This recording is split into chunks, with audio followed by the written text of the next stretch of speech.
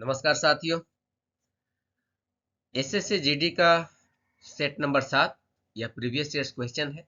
हम आप लोगों के लिए लेकर आए हैं। इससे पहले सेट नंबर 6 तक हम डिफरेंट वीडियो में सॉल्व किए हैं। आप उन वीडियोस को भी देख सकते हैं।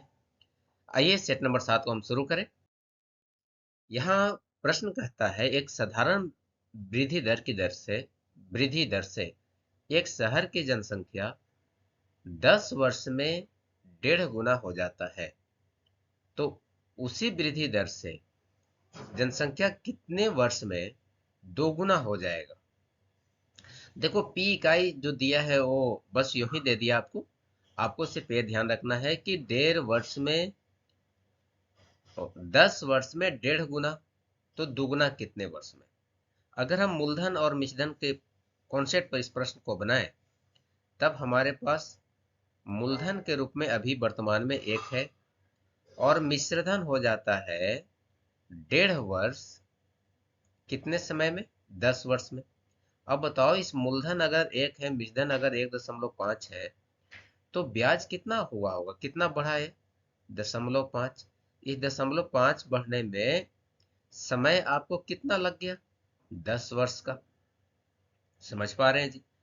एक मूलधन, मिश्रधन 1.5 गुना हो रहा है जनसंख्या, तो 1.5 बढ़ा है कितना, 0.5। 0.5 हमारा ब्याज है, और उस ब्याज को मतलब 0.5 को बढ़ने में आपको 10 वर्ष का समय लग रहा है। अब फिर से मैं बोलता है कि मूलधन 1 ही है, मिश्रधन 2 कर देना है, अब दुगना करना है। अगर दुगना हो गया तो ये ब्याज कितना हो गया, 1। तो एक ब्याज कमाने में या एक ब्याज बढ़ने में कितना समय लगेगा भाई, 0.5 का ये दुगना है, तो 10 का भी दुगना कर लेना। 10 बटा, आप ऐसे ही बना सकते हो, 0.5 गुने 1। एक से ऊपर में काट के एक जीरो बैठा लेना, और ये इसको 2 बार में काट लेगा, तो 20 वर्ष आंसर आ जाएगा। यस, ऑप्शन नंबर 3 हमारा सही जवाब है। बढ़ते हैं अगले प्रश्न की तरफ। यहाँ कहता है, पीतल से बने गोलार्ध कटोरे का आंतरिक व्यास, एक कटोरा है, उसका आंतरिक व्यास 14 सेंटीमीटर है, तो त्रिज्या कितना हो जाएगा जी, 7 सेंटीमीटर। 15 रुपया प्रति सेंटीमीटर की दर से इसे अंदर से रंगने का खर्च किया आएगा। आप जानते हैं ये कटोरा लाइक दिस, दूध पीने वाला कटोरा है। इसका व्यास हमको दिया था 14, तो त्रिज्या हो गया 7। इसको अंदर से पेंट करना है, सिर्फ अंदर से। अंदर से अगर पेंट कीजिएगा, मतलब सिर्फ अंदर वाला हिसाब है, तब हमें उसके लिए इसका वक्र पृष्ठीय क्षेत्रफल निकालना पड़ेगा। और वक्र पृष्ठीय क्षेत्रफल का फॉर्मूला हम लोग जानते हैं। वक्र पृष्ठीय क्षेत्रफल क्या होता है, 2πr²। आप इसे निकाल सकते हैं, 2 × 22/7। आर आर की जगह तो 7 और 7 है, एक साथ से एक साथ कट गया। लेकिन हमें तो खर्च भी निकालना है ना इसका। 2 × 22/7 से 7 तो कट गया, तो ×7 गुने खर्च 1 सेंटीमीटर का 15 रुपया है, तो 15 से गुना कर। अब इसको मल्टीप्लाई कर लीजिएगा, 15 दूना 30, 30 × 210, 210 गुने 21। यस, 22 गुने 21 अगर आप करेंगे, तो 2 2 4 4, 4 6 2, वैल्यू आ जाएगा 4620। ऑप्शन नंबर 2 हमारा सही जवाब है। अगला प्रश्न हम लोग देखें। आइए देखते हैं। साधारण ब्याज चक्रवृद्धि ब्याज पर आधारित एक और प्रश्न है। प्रश्न कहता है, 20% वार्षिक चक्रवृद्धि ब्याज पर 12,500 रुपया कितने वर्षों में 21,600 रुपये हो जाएंगे। कैसे बनाएंगे हम लोग इसको, जब ब्याज वार्षिक रूप से चक्रवृद्धि है। आइए देखते हैं हम लोग कैसे सोल्व होगा। बहुत ही आसान सा कहानी। हाँ जी, 21,600 है ना, ये मिश्रधन था हमारा अमाउंट, और ये हमारा प्रिंसिपल था। आप इन दोनों का बस रेशियो निकाल लीजिए, और ये देखिए कि क्यूब में आए लिखा जा सकता है या स्क्वायर के रूप में। 216 को हम लोग लिख सकते हैं ना, 6/125 को 5 का क्यूब। देखो, 216 है 6 का क्यूब, और 125 है 5 का क्यूब। पावर के रूप में हमको कितना आ रहा है, 3। यही हमारा टाइम होता है, 3 वर्ष हमारा सही जवाब है। अगले प्रश्न की तरफ चले। यहाँ कहता है, 14 विद्यार्थियों और उनके शिक्षक का औसत आयु 20 वर्ष है। यदि शिक्षक को छोड़ दें तो औसत आयु 1.5 वर्ष कम जाती है, तो शिक्षक की आयु क्या है? बहुत बार ये ढंग का प्रश्न हमने आपको रेगुलर क्लास में भी सिखाया है, आप उन वीडियोस को भी देखिएगा। 14 विद्यार्थी और उनके शिक्षक, इन दोनों को मिलाइएगा जी तो टोटल कितने लोग हो गए? 15 लोग हो गए। ठीक है, उनकी औसत आयु है 20 वर्ष। बहुत बढ़िया। शिक्षक को हटा दीजिए तो औसत आयु हो जाता है 1.5 वर्ष कम। हमसे पूछा है कि भैया वे शिक्षक जिसको आप निकाल रहे हैं उनका औसत आयु कितना है?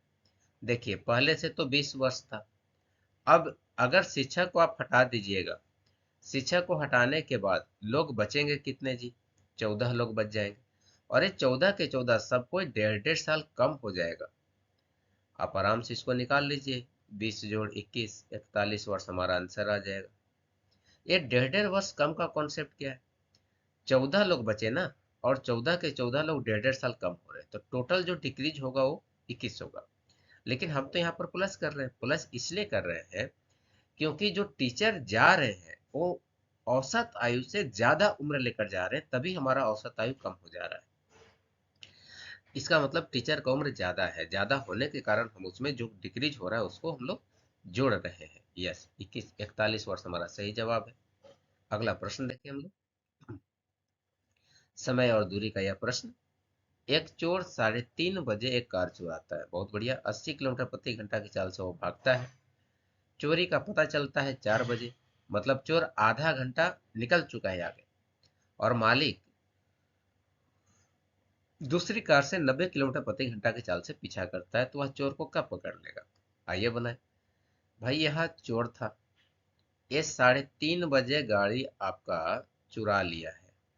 ओके, यहां से लेकर वो यहां तक 4 बज रहा है जी, 4 बजे तक भागा। 80 किलोमीटर प्रति घंटा की चाल से आधे घंटा चला है, तो 80 किलोमीटर प्रति घंटा से आधे घंटा में वो 40 किलोमीटर का दूरी है यहाँ तक में तय कर लिया है। कैसे निकाले? 80 किलोमीटर प्रति घंटा तो उसका चाल था, और आधा घंटा हम वो बाद में चोर मालिक को पता चला है, तो भाई आधे घंटा तो चोर आगे निकल गया है ना, तो 40 किलोमीटर चोर आगे निकला हुआ है। अब चोर अभी भी 80 किलोमीटर प्रति घंटा की चाल से आगे की तरफ भागा जा रहा है, और मालिक उसे 90 किलोमीटर प्रति घंटा की चाल से पीछा कर रहा है। तो दोनों का डायरेक्शन सेम है, तब इनका सापेक्षिक चाल कितना हो जाएगा? सेम डायरेक्शन है तो चालों का अंतर, 90 में से 80 घटाएंगे तो 10 किलोमीटर प्रति घंटा हमारा सापेक्षिक चाल निकल गया। अब इनके बीच का दूरी तो जी 40 किलोमीटर है, तब इसको पकड़ने में जो समय लगेगा वो समय कितना होगा? 40/10 मतलब 4 घंटा का समय लगेगा। कब से 4 घंटा? जब से मालिक ने उसे पीछा करना शुरू किया।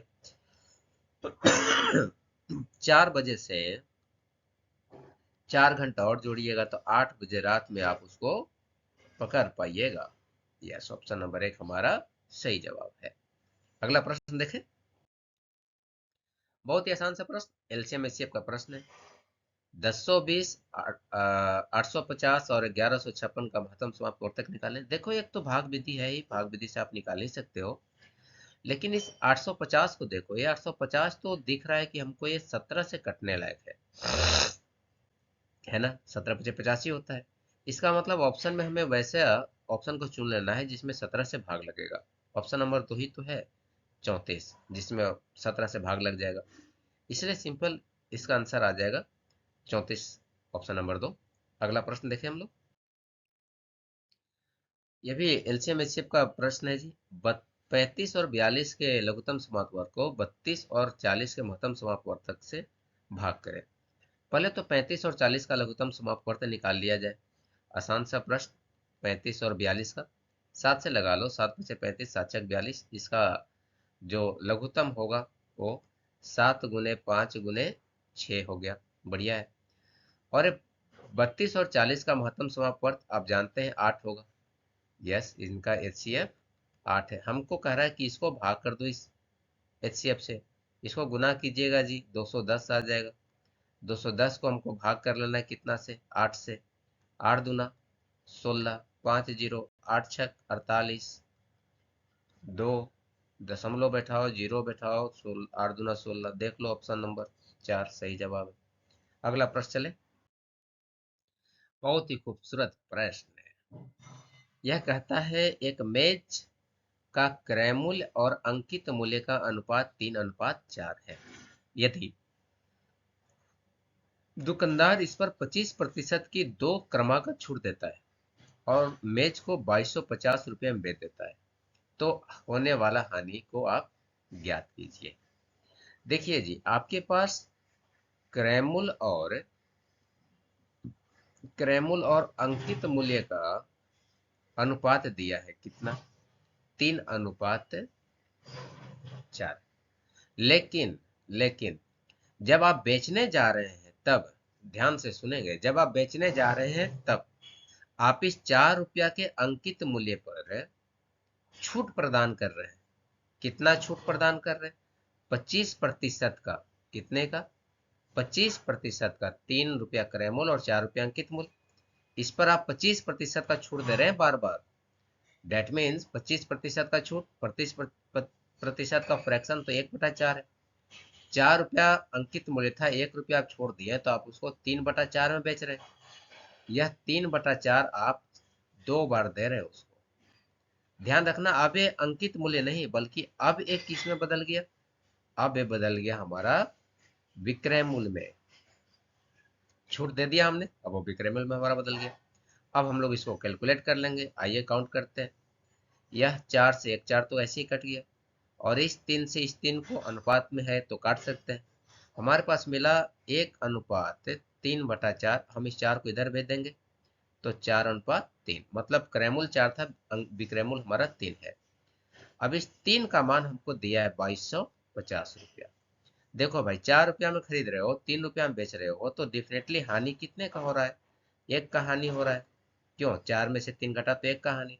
अब इस 3 का मान अगर 2250 है तो 1 का मान कितना हो जाएगा?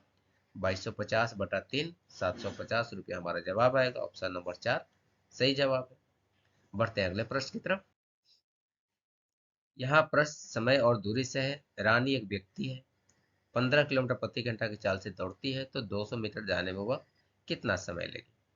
अगर रानी 15 किलोमीटर प्रति घंटा की चाल से दौड़ रही है, तब सबसे पहला काम हम लोग उसको मीटर प्रति सेकंड में बदलेंगे। 15 किलोमीटर प्रति घंटा है ना, 15 गुने आप जैसा जानते हैं 5/18 से गुना करके आप इसे मीटर प्रति सेकंड में बदल सकते हैं। यस, इसे काट लेना, 6 से कट जाएगा, ये तो 3 से कट जाएगा 5, और 1 कट जाएगा 3 से 6, तो 25/6 आ गया मीटर प्रति सेकंड इसका चाल है। दूरी तो मालूम है हमको 200 मीटर है, हमें समय निकालना है जी। समय बराबर आप जानते हैं दूरी बटा चाल होता है। दूरी है 200 मीटर और इसको भाग करेंगे 25/6 से, तो ये 200 गुने 6/25, 25 इसको 200 को 8 बार में काट लेगा तो आपके पास 48 सेकंड का समय लगेगा। ऑप्शन नंबर 3 हमारा सही जवाब है। अगला प्रश्न। अमन 15 किलोमीटर का दूरी, जस्ट मिनट, अमन 15 किलोमीटर का दूरी 3 घंटे में और 20 किलोमीटर का दूरी 2 घंटे में तय करता है, तो अमन का औसत चाल ज्ञात करें। बहुत ही अच्छा प्रश्न, बहुत ही आसान सा प्रश्न। अमन है 15 किलोमीटर की दूरी 3 घंटे में। भाई औसत चाल का फॉर्मूला क्या होता है? कुल दूरी बटा कुल समय। यस, जैसा आप जानते होंगे बहुत बार पूछा जा रहा है प्रश्न, कुल दूरी बटा कुल समय। कुल दूरी कितना हो जाएगा जी? 15 किलोमीटर अभी और 20 किलोमीटर बाद में। समय कितना लिया? 3 घंटा और 2 घंटा, तो 35/5 मतलब 7 किलोमीटर प्रति घंटा। ऑप्शन नंबर 2 हमारा सही जवाब है। अगला प्रश्न की तरफ चले। यस, यहाँ एक पुस्तकालय में गणित और पुस्तकों की संख्या का अनुपात हमें निकालना है। जहाँ दिया है गणित की पुस्तकों की संख्या का 25% और भौतिकी के पुस्तकों की संख्या का 2/3 आपस में बराबर है, तो उन गणित और भौतिक के पुस्तकों की संख्या का अनुपात आपको निकालना है। प्रश्न क्या कहता है? गणित के पुस्तकों, गणित मतलब मैथमेटिक्स के पुस्तकों का 25%। देखो इस 25% का मान क्या है? 1/4 होता है, तो ये 1/4 बराबर है भौतिकी मतलब फिजिक्स के पुस्तक का 2/3 का। अब हमको गणित और भौतिकी के अनुपात निकालना है, तो एम बाई पी निकाल लेते हैं। 2/3 गुने 4/1, ये 8/3 हो जाएगा। अनुपात कितना, 8:3 निकल गया। ऑप्शन नंबर 3 हमारा सही जवाब। अगला प्रश्न की तरफ चले। क्रैमुल विक्रैमुल का प्रश्न है, बहुत ही आसान सा है। 750 रुपया में एक बल्ब खरीदा जाता है, 8% के हानि पर बेचा जाता है, तो इसका विक्रय क्या है। 8% हानि का मतलब हुआ जी 92%। आप किसी वस्तु को 750 रुपया में खरीद रहे हैं, 92% में बेच रहे हैं, निकाल लीजिए। ये 23 × 92 हो जाता है, 4 से कट गया, ये 25 × 100 हो गया, 25 से 30 बार में कट जाएगा, 23×3 = 69, 690 रुपया आपका सही जवाब आ गया। ऑप्शन नंबर 2 सही जवाब। अगला प्रश्न देखते हैं। यह समय और काम का प्रश्न है जी। भानु एक काम को 10 दिन में कर सकता है, वेरी गुड। भानु है, काम को 10 दिन में कर सकता है। रमेश इसे पूरा करने में 12 दिन का समय लेता है। भानु और रमेश द्वारा एक साथ मिलकर काम करने में लिया गया समय ओके रोहित के द्वारा लिए गए समय के बराबर है, तो रमेश और रोहित एक साथ मिलकर काम पूरा करने में कितना समय लेंगे, आइए देखें। सबसे पहला तो भानु है। भानु, भानु को 20 दर्शा रहे हैं।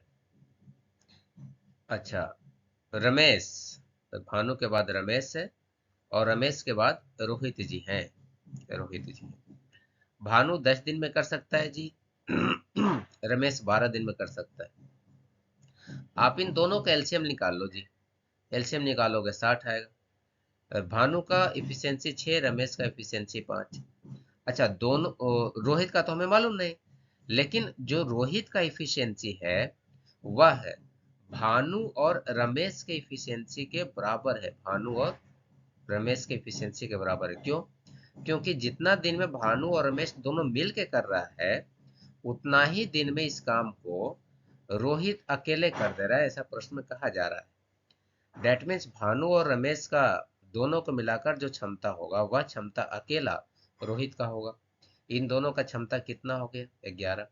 अब हमसे बोला है कि रमेश और रोहित को एक साथ काम कराओ। अगर रमेश और रोहित साहब एक साथ काम करेंगे, रमेश जी और रोहित जी को एक साथ काम पर लगा दीजिए, क्षमता कितना होगा। रमेश जी का 5, रोहित जी का 11, तो 5 और 11 को जोड़िएगा 16 क्षमता हो जाएगा। तब एक साथ काम करने में कितना समय लगेगा भाई, टाइम निकालना है। जैसा आप जानते हैं कुल काम बटा इफिशियंसी होता है। ये 15×4 = 60, ये 4×4 = 16, 15/4 मतलब 3.3/4 दिन। ऑप्शन नंबर 4 हमारा सही जवाब है। अगला प्रश्न की तरफ चलें। यह शंकु का एक प्रश्न है। यहाँ कहता है एक लंबवृत्तीय शंकु का आधार का त्रिज्या दिया हुआ है, वक्र पृष्ठीय क्षेत्रफल दिया हुआ है, तो आयतन ज्ञात करें। आइए बनाए। पहले तो एक शंकु हम लोग बनाना पसंद करेंगे। ऐसे प्रश्नों में कोशिश करना है जी कि एक फिगर आप जरूर बनाए, थोड़ा सा छोटा सा। यह एक शंकु है आपका, जिसका त्रिज्या आपके पास दिया है 7 सेंटीमीटर का। ये त्रिज्या है 7 सेंटीमीटर का, और इसका वक्र पृष्ठीय क्षेत्रफल, जैसा कि आप जानते हैं वक्र पृष्ठीय क्षेत्रफल का फॉर्मूला होता है 2 पाई आर एल। पाई आर एल का मतलब 22/7, आर की जगह 7, और एल, एल जो हमारा तिर्यक ऊंचाई होता है, ए होता है ना एल, ए हमें दिया है 550। इसको काट लीजिए जी। 22 से यह कट जाएगा, 22×4 = 44, 22×5 = 110 से, मतलब एल का मान निकल गया 25। यह एल हो गया 25। अब हमको इसका आयतन निकालना। आयतन निकालने के लिए जरूरी है कि हम उसका एच निकालें पहले। यस, एच होगा कैसे, आप जानते हैं 25, 7 और 24 ये आपस में ट्रिपलेट का काम करते हैं।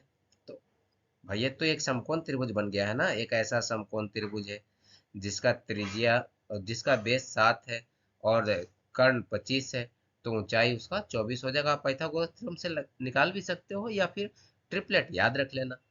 तब हमारा ऊंचाई कितना मिल गया, 24 सेंटीमीटर का। अब हमको आयतन पूछना है जी, पूछ रहा है। आयतन का फॉर्मूला आप जानते हो, 1/3 pi R square H. Pi R square 7 × 7 और h की जगह 25, h की जगह 24। यस, आप इसे कट कर लेना, ये 8 से कट जाएगा। क्या यह यूनिट डिजिट से बन पाएगा? नहीं, क्योंकि यूनिट डिजिट में दोनों में दो गो में दो दो है, दो गो में तीन तीन है। हम इसे डिजिट सम से बना सकते हैं। अगर डिजिट सम आप नहीं जानते हैं तो आप इसे गुना करके बना लीजिएगा।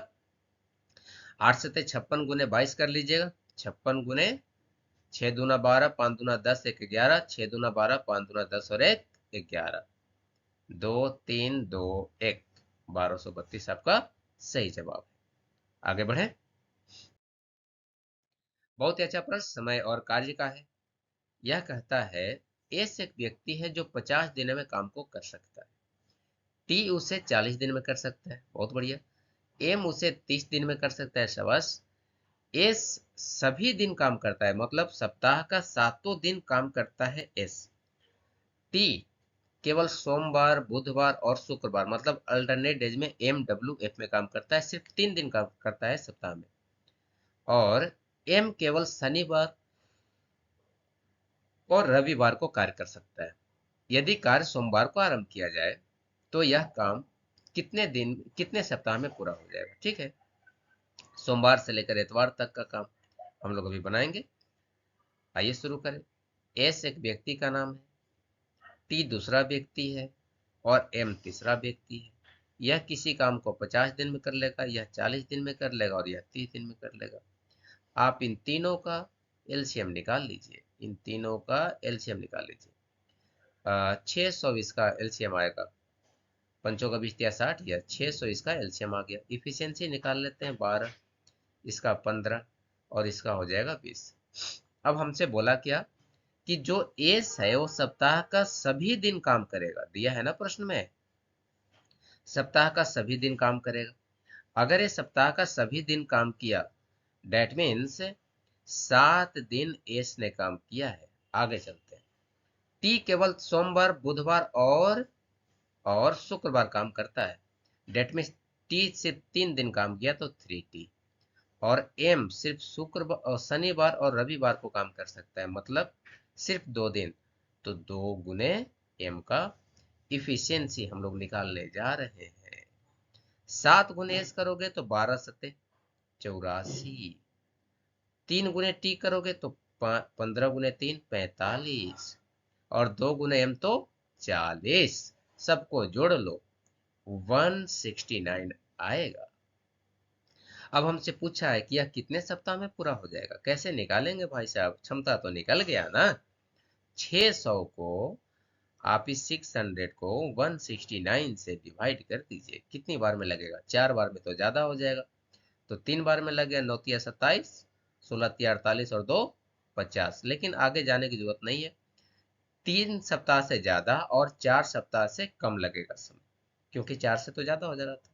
ऑप्शन नंबर 4 हमारा सही जवाब है। अगला प्रश्न की तरफ चले। यह प्रश्न प्रतिशत से संबंधित है जी, आइए देखते हैं हम लोग। कहता है पहले वर्ष के दौरान एक शहर की जनसंख्या में 5% का वृद्धि हुआ है, दूसरे वर्ष के दौरान यह 4% कम गया है, तो दूसरे वर्ष के अंत में यदि इसकी जनसंख्या 30,240 थी तो पहले वर्ष के अंत में इसकी जनसंख्या कितनी थी? भाई साहब, दूसरे वर्ष के दौरान यह 4% कम हुआ, पहले वर्ष में चाहे जो भी रहा हो, हम उस पहले वर्ष की जनसंख्या को एक्स मान सकते हैं ना, मान सकते हैं। अब दूसरे वर्ष के दौरान यह 4% कम गया, 4% कम गया मतलब यह 100 था तो 4% कम 96 हो गया होगा। अब इसका वैल्यू हमको मालूम है 30,240।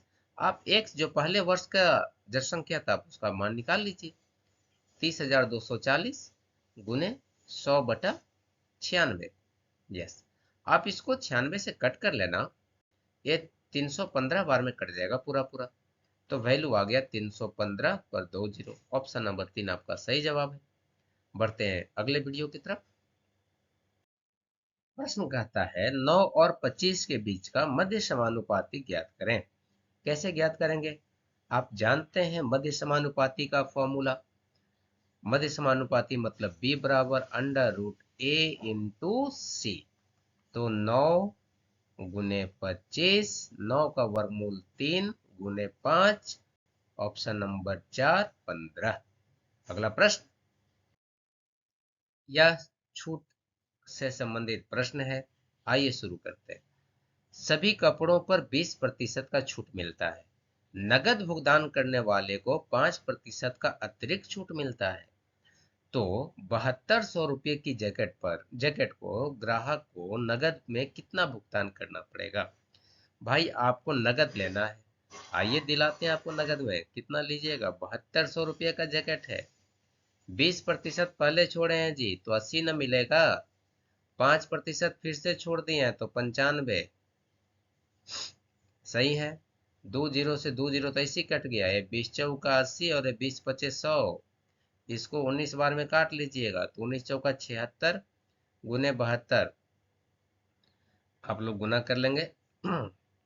76 में 72 से 6 दूना 12, 7 दूना 14, 1 15, 7 छक 42, हाथ में रहा 4, 7 से 49 और 4 53।